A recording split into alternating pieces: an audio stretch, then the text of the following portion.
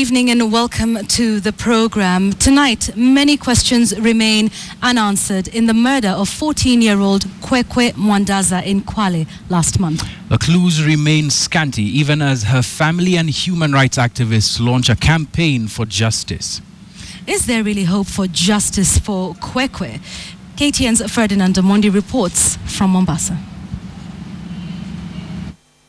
Sare za polisi akawaheshimu sana. Wakamua mtoto wa miaka 14, mtoto wa kike, msichana, na mpaka leo hakuna hata askari mmoja ambaye ametiwa ndani.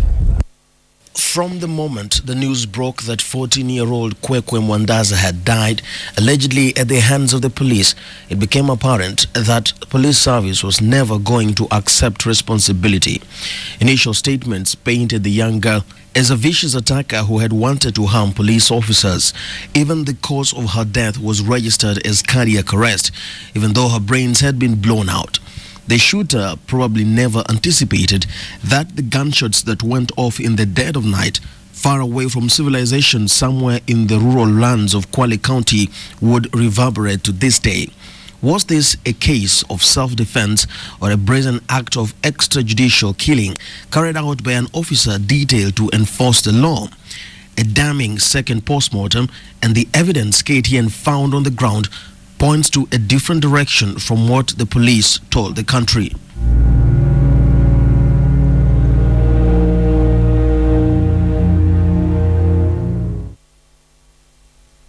Deep inside the county of Kwale, nearly everyone who knew Kwekwe is struggling to find closure. At the Maviri Virini Primary School, where Kwekwe was a class 4 student, KTN learns that the fraternity is yet to come to terms with her death. Kwekwe Mwandaza was killed in the latter days of the August holiday, and as the pupils came back for the third term and news filtered in of her death, I'm told a lot of them, especially her classmates, refused to believe that she was indeed dead. And in a bid to build that acceptance, the school administration decided to paste the first headlines breaking news of her killing right here on the notice board to let the pupils know and accept that Kwekwe Mwandaza is no longer with them anymore on this earth. Ismail Mgandi, Kwekwe's teacher of social studies and English, says the school administration felt it was necessary to stick that newspaper on the wall to help them find closure. They were not in belief that Kwekwe has passed away. That's why we put that magazine there, so that they can get the clear picture of what happened. I sit down with Said Chirunga, a class 8 pupil and a friend of Kwekwe, who even knows the desk where she used to sit. His eyes stare distantly as he recalls how they received the news of their schoolmate's death. According to Chirunga, it is yet to sink in.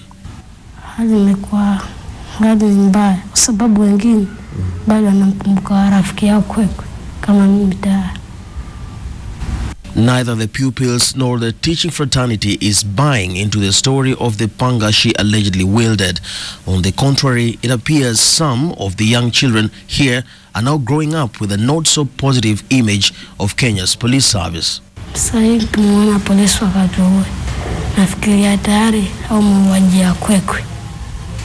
we don't know how the situation was during that moment when she was with the policeman, but to us teachers, we don't believe.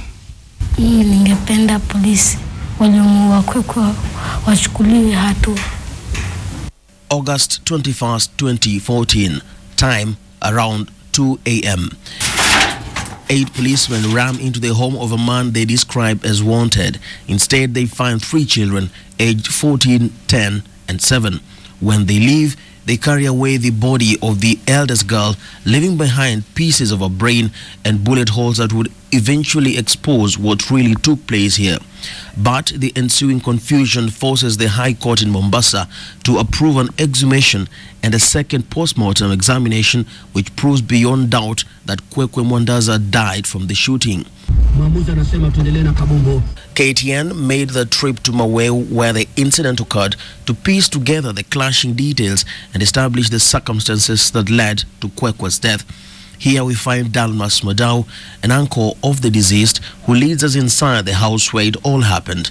The 10-year-old boy who survived that night, George Mugandi, is currently in his hiding in what the family says is a safety measure, but his account is retold over and over here. Vile nasemekana polisi walikuja hawakubisha, walikuja wakagonga mpaka wakangusha. Kuna kitu nzito sana huko ndani imetengenezwa na simiti.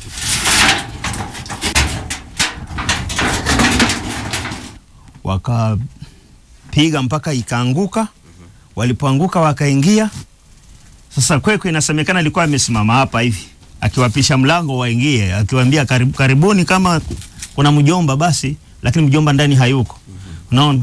Hawakuingia huku, wakammalizia hapa. Sijui alikuwa amesimama sehemu gani, wakammalizia hapa ya kichwa akaanguka. Wakati akijaribu yani si mtu kama anakufa anafanya hivi. Wakammaliza na hapa. Ya kwanza ilikuwa ya kichwa, ya pili ikapiga hapa akiwa amelala chini. The story is consistent with the second postmortem conducted by an independent team of 3 pathologists led by the chief government pathologist. And we've just confirmed that indeed she died as a result of head injury due to gunshot from a high velocity firearm. There's also another injury on the chest, but this was a gray zone. We mean that the bullet just passed but never got into her body. Blood stains still patch the floor of the house where Kwekwe was found, but as we found out, police fired much more than the 2 bullets that took Kwekwe's life.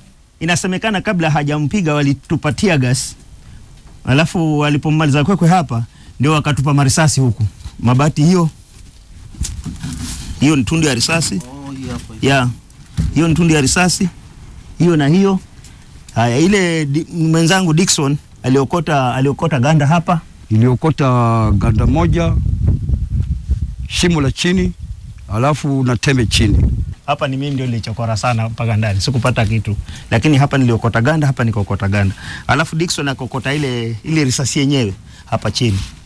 The police who carried out the killings are said to have hurriedly collected cartridges and Kwekwe's body on their way out, but the family still found 3 more, which they handed over to a local human rights organization, Muhuri, which in turn handed it over to the Independent Police Oversight Authority. Amazingly, KTN made its own discovery at the scene more than 3 weeks after the incident.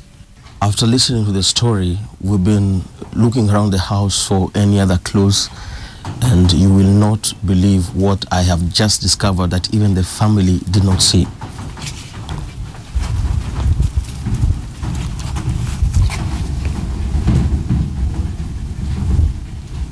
This is another cartridge.